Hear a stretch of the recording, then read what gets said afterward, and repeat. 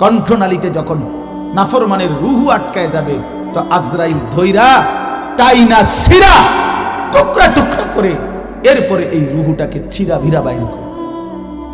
তো কোরআনে আল্লাহ বলছে কেন এমন এমন নির্মম মৃত্যু হলো, কেন তার কলজা ছিঁড়া ফেললো, আজরাইল তার রুহুটা ছিন্ন ভিন্ন করে দিল, এমন করলো কেন? আল্লাহ বলেন কারণ দুইটা, ফালা সাদ্দাকা ওয়ালা সাল্লা, এই নাফরমান আমি আল্লাহরে বিশ্বাস করে নাই এবং নামাজ আদায় করে। কি আদায় করে নাই? ভাত খাও, হ্যাঁ ভাতে তো দুগা খাও নাকি তা? হ্যাঁ, মোবাইল টিপো আর মানুষের বেডি দেখো, দেখো ভাইয়া দেখো, কুলু ওয়া তামাত্তাউ কালিলান ইন্নাকুম মুজরিমুন। আল্লাহ বলে নাফরমান অল্প সময়ের দুনিয়া খাও, ভোগ করো, শুধু মনে রেখো তুমি নাফরমান।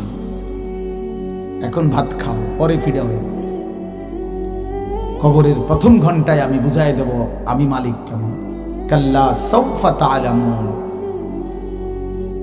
আলহাকুমুত তাকাসুর হাত্তা যুরতুমুল মাকাবির কাল্লা সাউফা তা'লামুন। আল্লাহ বলে দুনিয়ায় ডুবে থাকতে থাকতে আমি আল্লাহকে আখিরাতকে ভুলতে ভুলতে দুনিয়া বাড়ানোর নেশা প্রতিযোগিতা বেঈমান তোরে গাফেল বানায় দিল। এরই মধ্যে একদিন তুই কবরে পৌঁছে গেলা, এই কবরে আসলেই তুমি বুঝতে পারবা আমার নাফরমানির শাস্তি কি। আল্লাহ রাসূল সাল্লাল্লাহু আলাইহি ওয়াসাল্লাম বলছেন কবর নাফরমানকে একটা চাপ দিবে, একটি চাপে ডান পাশের মাটি বাম দিকে, বাম দিকের মাটি ডান পাশে, এভাবে আইসা আটকায় যাবে।